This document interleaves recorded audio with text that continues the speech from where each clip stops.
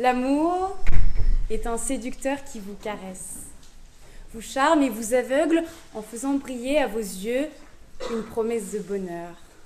Et tout à coup, vous perce le cœur et laisse le poignard dans la blessure pour que la rouille du souvenir l'envenime et vous laisse périr d'une mort lente. Alors on se lève le matin avec une certaine rage de vivre, la volonté de montrer qu'on n'est pas un pantin. Et puis c'est trop tard. Soudain, nous sommes vaincus par des beaux mots, une bouche en cœur et des hanches contre notre peau. Qui manie mieux le couteau jusqu'au creux de nos reins qu'un amour passionnel? Alors oui, j'ai toujours et ferai toujours l'apologie de l'amour, celui qui vous détruit, celui qui vous construit, celui qui vous obsède. Mais détrompez-vous. Détrompez-vous, car jamais vous ne me verrez faire l'apologie d'un amour construit sur un mensonge. Jamais. Monsieur le Président, Madame, Messieurs les jurés, croyez-vous vraiment qu'une gueule héroïque et un corps tout sculpté donne à quiconque le droit de dissimuler des éléments si déterminants du consentement de leur partenaire? J'en doute. Alors il y a les erreurs qui fonctionnent, les mensonges qui nous empoisonnent. Puis voilà. C'est comme ça qu'on s'emprisonne dans une vraie fausse histoire un peu bancale. Chéri et Jonathan ont vécu une histoire d'amour passionnelle, transcendante, fougueuse, mais construite sur un grossier mensonge. Chéri est de ceux qui payent 15 € son ginto au Carmen avant d'enchaîner avec un brunch chez Big Mama le lendemain matin. Les cheveux au vent, déboulant dans le boulevard des Granges sur sa trottinette électrique bien enfourchée, ce jeune journaliste dynamique pense. Mais Monsieur le Président, à quoi pense-t-il? Monsanto? Migrants? Mixité sociale? Non, pas mixité sociale. Alors oui, quand on est un jeune bobo parisien qui flâne autour du canal Saint-Martin, c'est compréhensible que cette vérité soit fort difficile à manier et que le mensonge reste une meilleure alternative. C'est pour ces raisons que Géry commença par enjoliver, et puis par omettre certains détails, avant de s'emprisonner dans une fausse histoire, dans un mensonge vulgaire, en croyant qu'en écoutant Corsica de Patri Fiori et en collant des autocollants en tête de mort sur sa voiture, il deviendrait un véritable insulaire, insensible aux blagues de Yann Barthès.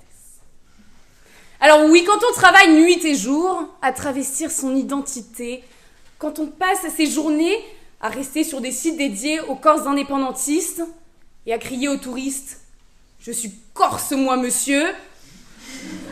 le mensonge semble se diluer dans une vraie fausse vérité. Hélas, personne, je soutiens personne ne peut reprocher à Monsieur Ta d'être tombé dans le long tourloupe. Il aurait dû se méfier, entendrais-je probablement. Mais êtes-vous sûr qu'un homme qui lutte pour une noble cause, contre le vacancier bourgeois, contre l'envahisseur, a le temps de regarder plus loin que les profils LinkedIn ou Facebook, que celui qu'il veut épouser? J'en doute fortement.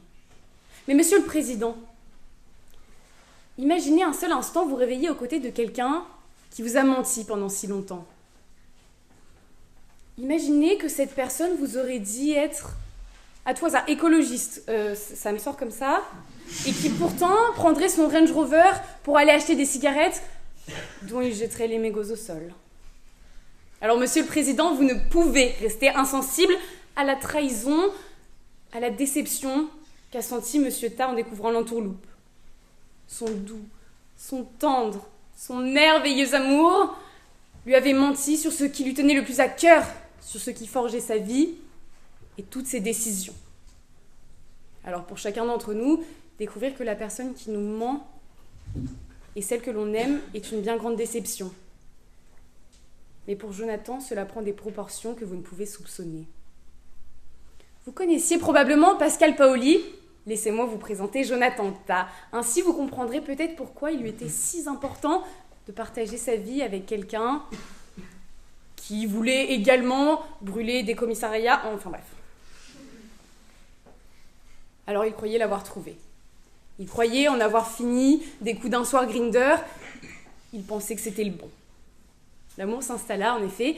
La passion s'essouffla. Le mariage fut célébré. S'il n'avait pas été si indépendantiste, si corse, Jonathan Tah n'aurait bien sûr jamais pris pour époux Jerrycan de bière.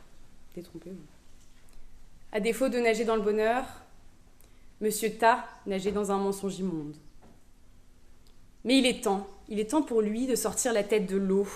Lui qui ne peut envisager de rester uni avec quelqu'un qui n'est pas un véritable Corse et qui ne partage pas dans son sang la révolte indépendantiste et qui finalement ne connaît de la Corse que ses coquillages et crustacés. Ce mariage, Monsieur le Président, ce mariage doit prendre fin. Ce mariage qui salit notre si belle institution, en tant qu'à l'égard de Jerrycan de bière, Monsieur Tah ne ressent que de la haine. Alors nous voilà en ce tribunal, faisant appel à la loi pour mettre un terme à cette mascarade, pour faire tomber cette façade. L'alinéa 2 de l'article 180 du Code civil est sans appel.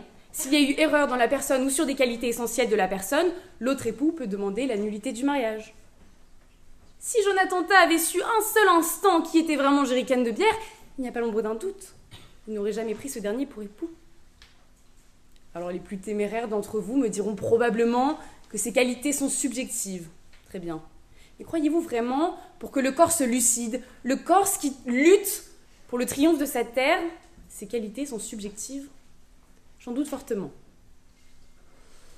Son consentement, si fondamental au mariage, s'est construit sur une erreur concernant la personne qu'il prenait pour époux. C'est manquant de ces informations, à peine éclairées, vaguement amoureux, qu'il épousa Jerrycan de bière. Alors oui, nous le savons. Le chemin de l'amour est sinueux, jonché de pièges et de mensonges, de déceptions. Mais dès lors que ce chemin se transforme en une lutte perpétuelle pour que la confiance s'installe, alors que reste-t-il? Quand le mensonge s'effondre et laisse place à un certain désert, pire, à un no man's land, que reste-t-il? Monsieur le Président, messieurs les jurés, ne pas accéder à la demande de nullité de ce mariage est un véritable choix de société. C'est le choix d'une société malade qui réprime la volonté politique des Corses et ignore le lien indéniable qui existe pourtant entre le mariage et l'amour. Alors soyez courageux.